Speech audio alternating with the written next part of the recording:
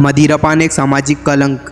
और प्रकृति की ओर चलें। मदिरापान सामाजिक कलंक है। यह व्यक्ति को तोड़ता है, परिवार को तोड़ता है, समाज को तोड़ता है और पूरे देश को तोड़ता है। इस कलंक के रहते व्यक्ति, परिवार, समाज और देश किसी का भी अपेक्षित उत्थान नहीं हो सकता। यदि हम चाहते हैं कि व्यक्ति परिवार को उठाने के लिए, परिवार समाज को उठाने के लिए और समाज पूरे देश को उठाने के लिए सक्रिय हो, तो हमें मदिरापान के कलंक को धोना होगा। एक व्यक्ति के मदिरापान से उसका पूरा परिवार प्रभावित होता है, उस परिवार से पूरा समाज और उस समाज से पूरा देश प्रभावित होता है। मदिरापान धन की हानि से शुरू कर चरित्र की हानि तक की यात्रा करता है। चरित्र की हानि से समाज में अनेक बुराइयां और समस्याएं उत्पन्न होती हैं, जो अतः कैंसर के समान भयावह होकर पूरे देश को नष्ट कर डालती है। मिल्टन अंग्रेजी लेखक ने ठीक ही कहा है कि सारी सेनाएं मिलकर इतने मनुष्य और इतनी दौलत को नष्ट नहीं करती जितनी शराब पीने की आदत कर देती है। भगवान बुद्ध ने भी चेतावनी देते हुए कहा था कि जिस राज्य में मदिरापान को महत्व दिया जाता है, वह राज्य नाश को प्राप्त होता है। मदिरा चित्त को उद्वेलित करती है, मन को भ्रांत करती है, बुद्धि को दुविधाग्रस्त करती है, आत्मा को संशय में डालती है और जीवन को अंधकार के गर्त में धकेल देती है। और मित्रों, अंधकार के उस गर्त में पड़ा हुआ जीवन इतना निस्सहाय हो जाता है कि वह अपने उद्धार की बात भी नहीं सोच सकता। आपने शराब के नशे में बड़बड़ाते हुए किसी शराबी को अवश्य देखा होगा।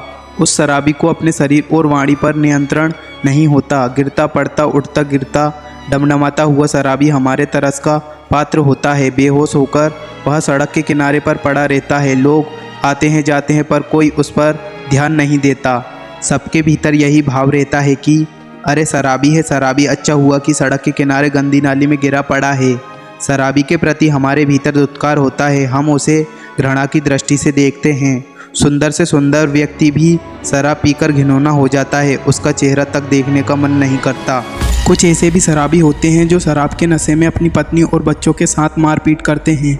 उनका घर मोहल्ले टोले में तमाशा का केंद्र हो जाता है। उस शराबी परिवार के सदस्य आर्थिक मार से भयभीत तो होते ही हैं, साथ ही साथ भावना के प्रहार से भी भयभीत होते हैं। उनकी प्रगति के सारे मार्ग अवरुद्ध हो जाते हैं, उनकी आत्मा मर जाती है।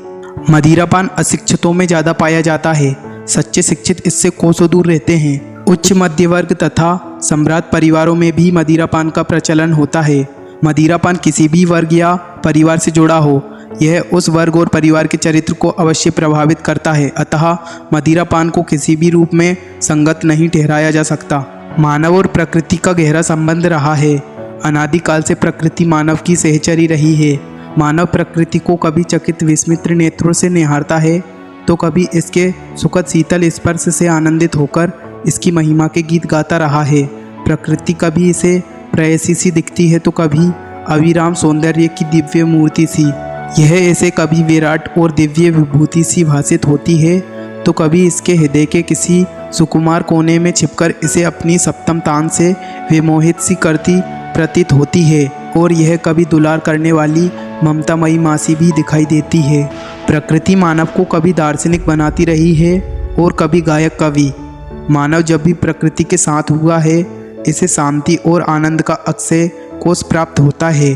प्रकृति से दूर होकर मानव बहुत कुछ खो देता है। मैं तो डंके की चोट पर कहूँगा कि भौतिक सौंदर्य पर अपने प्राण न्योछावर करने वाले लोग यदि प्रकृति के दिव्य सौंदर्य का साक्षात्कार कर लें तो उनका जीवन सार्थक हो जाए। प्रकृति अपने क्षण भर के अनिर्वचनीय सौंदर्य से जो प्रति प्रदान कर देती है, वह प्रति करोड़ों करोड़ों सुंदर भौतिक संपदा से नहीं प्राप्त हो सकती।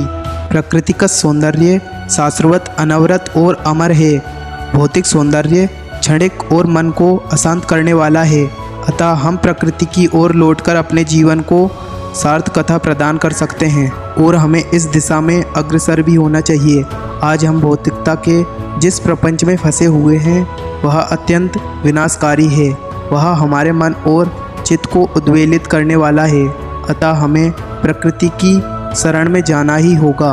हमें कलियों के साथ मुस्कुराने, फूलों के साथ हंसने, झरनों के साथ गाने, मेघों के साथ लुका छुपी खेलने, तारों के साथ इशारों में बातें करने, नदियों की कल कल ध्वनि में हृदय की धड़कनें मिलाने, पंछियों के साथ कलरव में अपने कंठ की तान भरने, चांद के साथ संभाषण करने और वर्षा की बूंदों में अपने उमंगे लौटाने का अभ्यास करना ही होगा। आज की सभ्यता हमें प्रकृति से दूर ले जा रही है।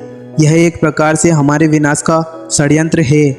तो मित्रों, मैं यही कहना चाहूँगा कि जो लोग नशा करते हैं वह नशा छोड़ दें और अपने परिवार को देखें, अपने परिवार को देखें और अपने परिवार के साथ खुश रहें। अपना जीवन नशे के चक्कर में उजाड़ मत देना। यह जीवन हमें भगवान ने अच्छे कर्म करने के लिए दिया है, तो अच्छे कर्म करें और अपने जीवन को अच्छे से जिएं।